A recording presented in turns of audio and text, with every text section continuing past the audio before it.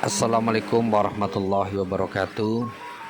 Jamaah Rosefa dimanapun Anda berada, mumpung kita masih berada di awal bulan Syawal, bulan yang semestinya meningkat amal ibadah kita sesuai dengan namanya.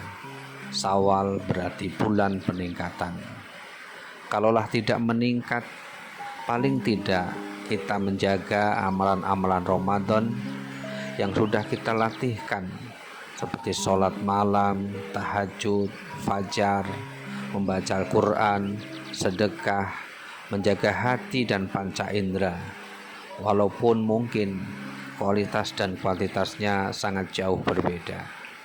Jelas bila dibanding dengan amal yang kita di bulan suci Ramadan. Paling tidak Syawal mari kita jadikan sebagai lembaran hidup baru dari kita untuk menata hati, menata hubungan kita kepada Allah dan hubungan kita kepada sama manusia. Hablum minallah dan hablum minannas. Hablum minannas kita awali dengan menata hati, seni berkomunikasi dalam keluarga, dengan tetangga, dengan masyarakat di mana kita berada. Kita renungi kembali, kita resapi dan kita pikirkan kembali.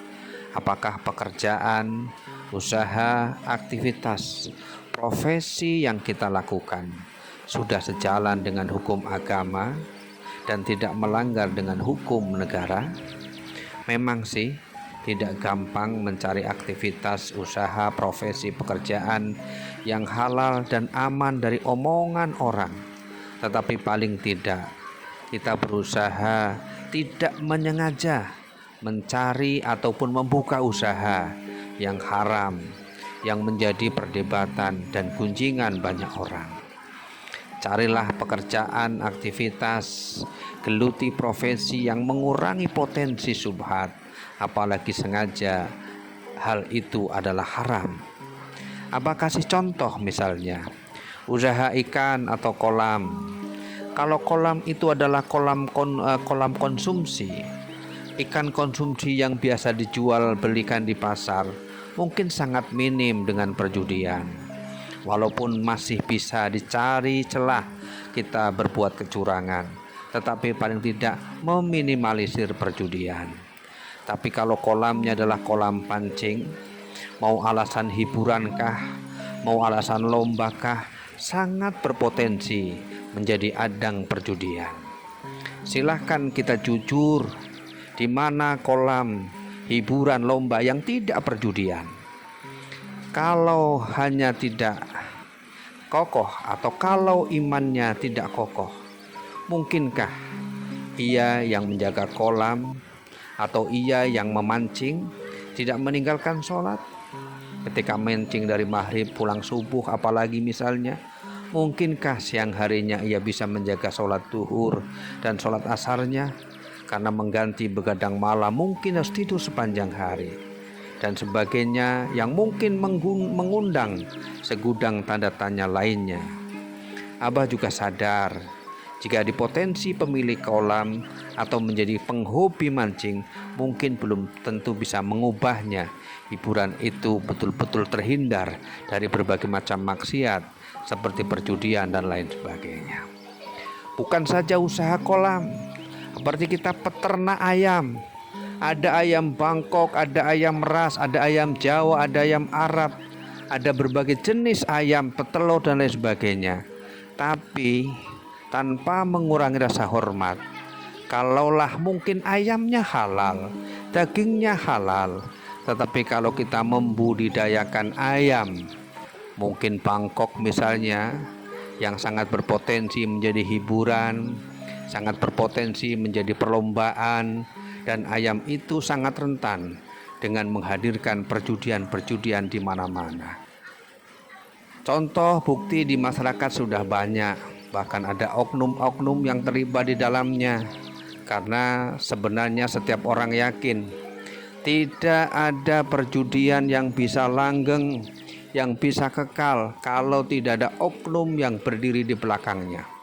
Hampir semua aktivitas maksiat pasti ada oknum-oknum yang ada di dalamnya. Bukan saja ayam, termasuk juga budidaya hewan lain, hewan ataupun sejenisnya yang rentan dilombakan, yang rentan dihobikan, itu sangat mungkin menjadi adang perjudian. Atau mungkin profesi-profesi lain, kita menjaga keamanan, ataupun jaga keamanan itu sebagai pekerjaan utama. Apakah menjaga keamanan itu sebagai pekerjaan tambahan? Lihat yang diamankan.